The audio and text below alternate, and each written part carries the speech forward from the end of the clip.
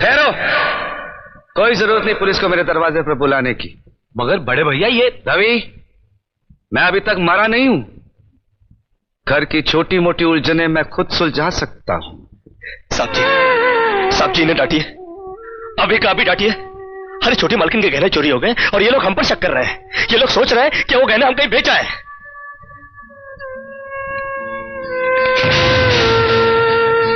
बाकी के रुपए कहां हैं कृष्णा? क्या क्या पूछा आपने साहब जी? मैं पूछ रहा हूं कि बाकी के रुपए कहां हैं? ये आप पूछ रहे हैं साहब जी अपने कृष्णा से? देखो कृष्णा, गलती हर इंसान से होती है। तुम मुझे सही सही बता दो कि गहने तुमने कहां बेचे, मैं तुम्हें कुछ नहीं कहूंगा। अब कहने के लिए बाकी ही क्या है साहब जी? एक छोटा सा सवाल पूछ के आपने बहुत कुछ कह दिया है साहब जी। कृष्णा, बात को आगे मत बढ़ाओ। बात आगे बढ़ चुकी है साहब जी, बात आगे बढ़ चुकी है। अब तो आप पुलिस को ही बुलाइए। वो जब हमें कुत्ते की तरह मार मार के हमसे पूछेगी ना, अब तो हम तभी बताएंगे कि हम गहने कहां बेच कर आए साहब जी। मत कहो मुझे साहब जी। इसी साहब जी की इज्जत आज तुमने मिट्टी में मिला दी। क्या कुछ नहीं किया था मैंने तुम्हारे लिए, उसका मुझे तुमने ये बतला दिया। अरे हट जाओ ज्योति।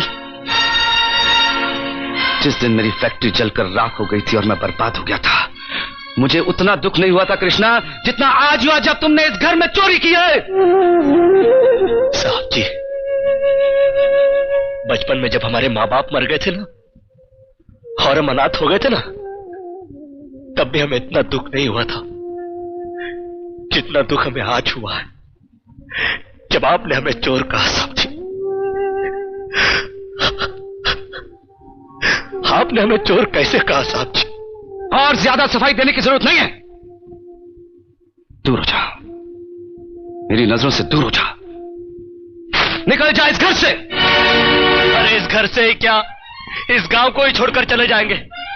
अरे मुंह जनात का क्या है, काट लेंगे अपनी जिंदगी कहीं भी। इतने साल इस घर में बेफिक्री से ये समझकर काट लिए कि साहब जी का हाथ है हमारे सर पर। हमको क्या है परवाह किसी बात की, मगर नहीं, अब हम जान गए कि इस दुनिया में अनाथ का कोई नहीं होता। हम जा रहे हैं साहब जी और इस घर में कभी नहीं आएंगे। अभी निकल जा।